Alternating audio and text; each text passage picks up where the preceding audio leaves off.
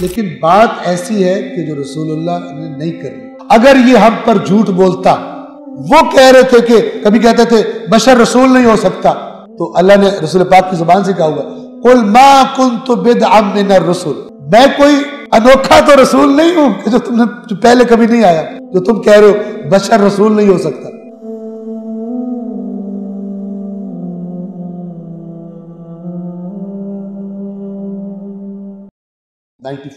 اب اس کو ذرا غور سے سنیے گا، توجہ سے. خطاب رسول اللہ سے ہے، لیکن بات ایسی ہے کہ جو رسول اللہ نے نہیں کرنی. اور یہ قرآن میں چند مقامات پر. اگر یہ ہم پر جھوٹ بولتا، اللہ نے کوئی جھوٹ بولا، اللہ کے نبی نے کوئی جھوٹ بولا اللہ کے بارے میں؟ ہرگز.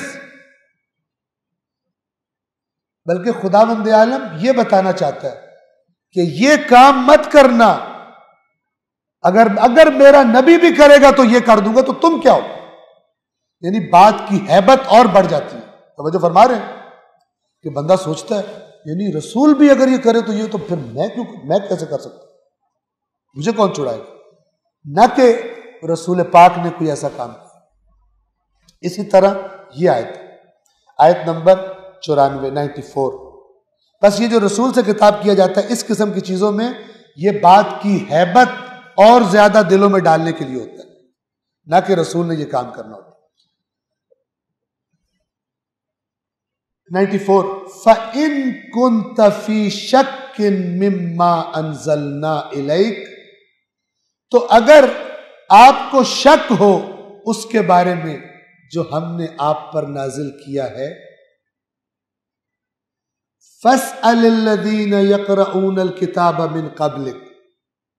یہ قیامت، یہ گزشتہ قوموں کے عذاب، جو قرآن کی باتیں، اگر تجھے شک ہو کہ یہ کوئی نئی بات ہے جو ہم نے آپ پہ نازل کی ہے، تو پوچھ لے ان لوگوں سے جو آپ سے پہلے کتاب پڑھتے، یعنی اہل تورات سے اور اہل انجیل سے.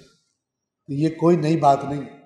اچھا، اب رسول پاک کیا یہ سمجھ رہے تھے کہ یہ نئی بات ہو رہی ہے، پہلے نہیں ہوا؟ نہ. لیکن وہ جو قوم تھی وہ کہہ رہے تھے کہ کبھی کہتے تھے بشر رسول نہیں ہو سکتا، تو اللہ نے رسول پاک کی زبان سے کہا ہوا قل ما كنت بدعا من الرسل، میں کوئی انوکھا تو رسول نہیں ہوں کہ جو پہلے کبھی نہیں آیا. جو تم کہہ رہے ہو بشر رسول نہیں ہو سکتا.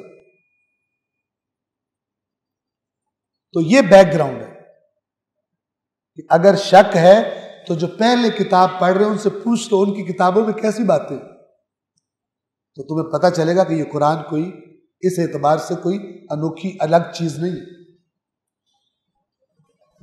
اور ان میں بھی قیامت کا بتایا گیا ہے، ان میں بھی نیک اور برے اعمال کے اجر بتائے گئے ہیں اور سزائیں اور انعامات بتائے گئے جن کا تم انکار کر رہے. ان میں بھی بتایا گیا دوبارہ زندہ کیے جاؤ گے.